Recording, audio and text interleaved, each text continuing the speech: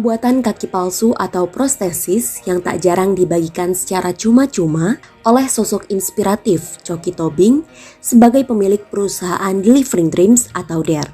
Aksi sosial tersebut telah memberi warna baru bagi kehidupan seseorang, terkhusus para penyandang disabilitas.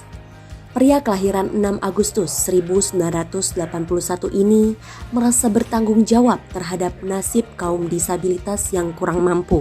Ia tergerak membagikan kaki palsu gratis sebab teringat bantuan sekolah yang pernah diterimanya.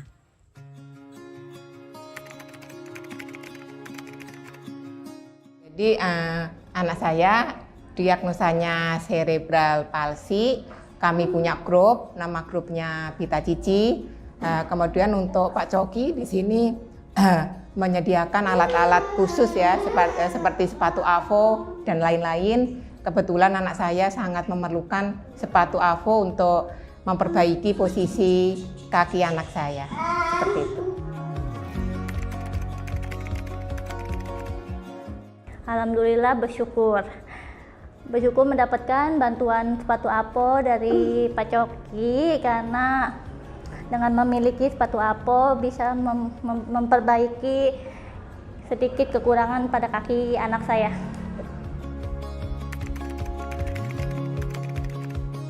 Untuk komunitas ini semoga berkembang terus ya. Jadi dari pihak Pak Coki semoga berkembang terus produk-produknya, semua produk untuk keperluan disabilitas. Untuk dari masyarakat semoga ada dukungan seperti itu. Terutama banyak-banyak mengucapkan terima kasih banyak untuk Pak Coki atas bantuannya sepatu AVO untuk Azam. Semoga untuk DARE ini semakin sukses, semakin maju, dan Pak Coki semoga selalu diberikan kesehatan serta rezeki yang melimpah.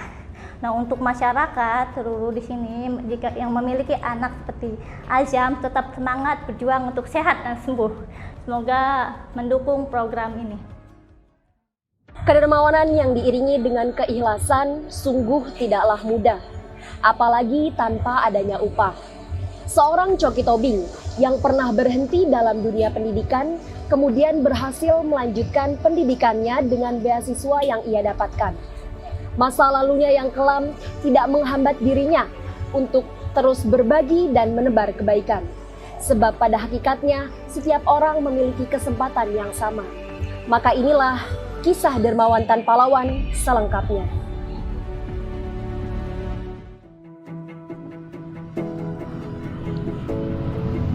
Hai. Ya, selamat siang Pak. Selamat siang, selamat datang. Iya. Sebelumnya perkenalkan Pak, nama saya Hawa Saima. Jadi tujuan saya datang ke sini, sebelumnya juga saya telah mendengar beberapa kisah mengenai Bapak melalui artikel ataupun media sosial mengenai komunitas Delivering Dreams ini Pak. Dan baik. sosok Bapak Coki Tobing ini cukup menarik untuk kita ulik lebih jauh. Jadi baik. apakah Bapak bersedia Oke, untuk silakan. kita ulik? Ya, silakan duduk dulu aja. Ya, terima kasih Pak. Iya. Ya Pak, jadi boleh diceritakan sedikit nih Pak tentang perjalanan dan bagaimana Bapak bisa menjadi sosok utama di balik berdirinya Delivering Dreams ini Pak? Ya, jadi Delivering Dreams atau orang kenal juga DARE ID ya. Perjalanannya dari tahun 2014 sebetulnya kita bangun DARE ID atau Delivering Dreams. Jadi sebelum itu saya dapat beasiswa dari pemerintah untuk sekolah di jurusan prostetik ortotik. Jadi prostetik ortotik itu yang seperti Mbak Halwa tahu kayak tentang pembuatan kaki palsu atau alat bantu. Nah jadi setelah sekolah saya rasa saya keinginan untuk membuka usaha sendiri terkait prostetik ortotik dan ya sampai sekarang masih lanjut gitu. Jadi memang diawali dari beasiswa untuk mendalami tentang pembuatan kaki palsu ini ya Pak? Iya, kaki palsu dan alat bantu. Jadi kalau untuk tujuan khusus dari niat baik berdirinya Delivering Dreams ini apa ya Pak? Iya, jadi awalnya memang DARE ID ini kan lebih kayak bisnis ya.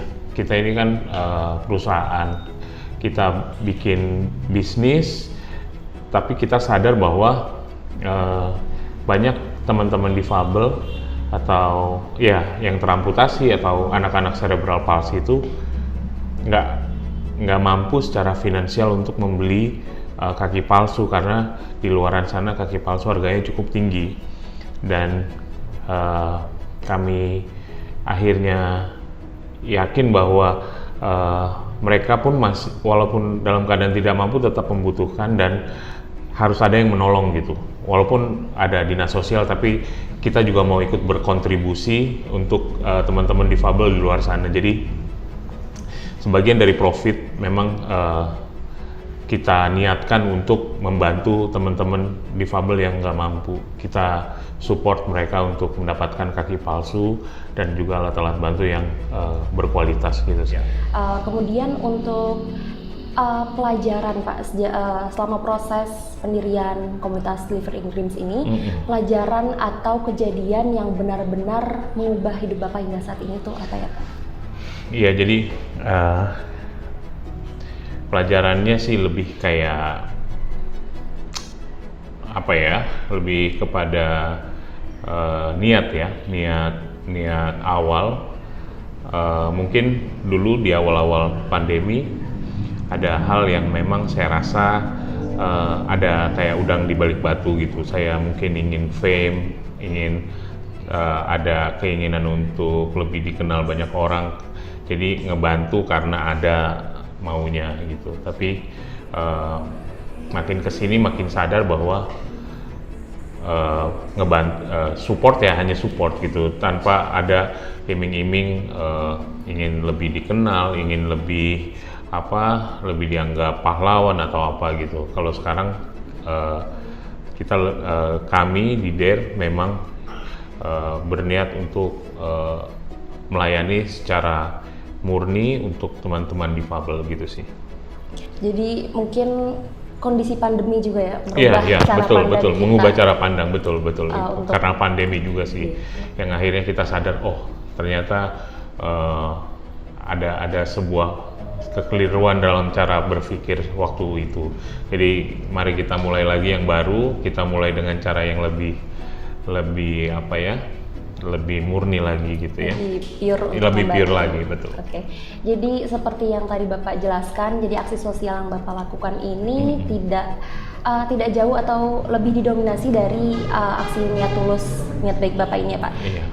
Oke, jadi tadi kita telah berbincang sedikit dengan Bapak Coki Tobing, kita telah mengulik lebih jauh tentang kehidupan Bapak Coki ini. Selanjutnya kita akan melihat pembuatan secara langsung kaki palsu ini Pak. Baik, oke. Mau lihat? Ya, boleh ke atas ya?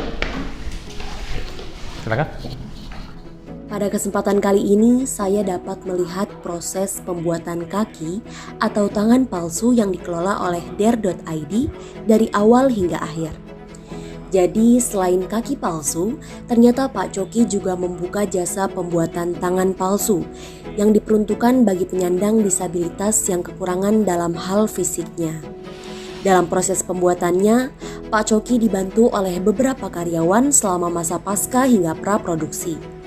Beberapa tahapan dilakukan sesuai dengan prosedur, mulai dari tahap pencocokan jenis dan ukuran kaki sang pasien. Biasanya dapat dilakukan dengan mengukur secara langsung atau dapat menggunakan sepatu milik pasien tersebut. Setelah itu, barulah tim produksi membuat gambaran kerangka yang nantinya akan dibuat menjadi kaki atau tangan palsu.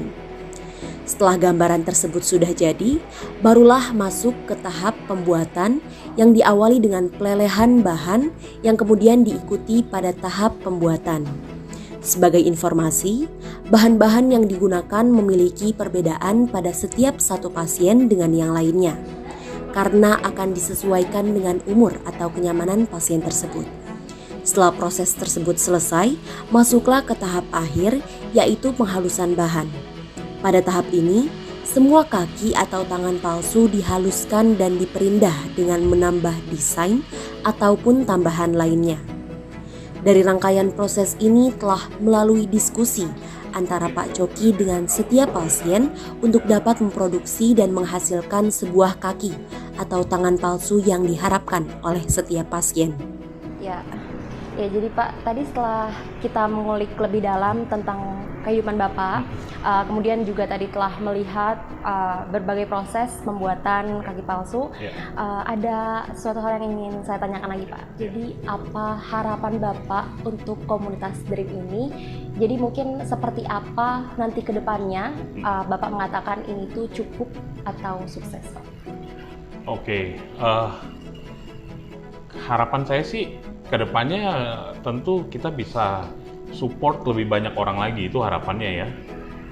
Cuma kalau dibilang cukup atau udah sukses, goalsnya sudah selesai, saya rasa nggak akan pernah sukses ya, karena teman-teman difabel ini ya bukan hanya bukan mendoakan, tapi saya pun suatu saat akan membutuhkan alat-alat seperti entah saya teramputasi atau stroke. Jadi siapapun bisa dalam kondisi yang memang membutuhkan alat gitu. Jadi saya rasa tidak akan pernah selesai. Jadi kita lanjut sampai saya selesai gitu sih. Jadi memang kata sukses untuk ini tidak ada Pak, karena memang nggak akan pernah selesai sih. Gitu. Baik Pak, terima kasih atas bincang-bincang Terima kasih untuk meluangkan waktu Bapak, meluangkan waktunya juga. Iya, Pak. Semoga perbincangan kita pada hari ini dapat memberikan inspirasi kepada pemirsa semua.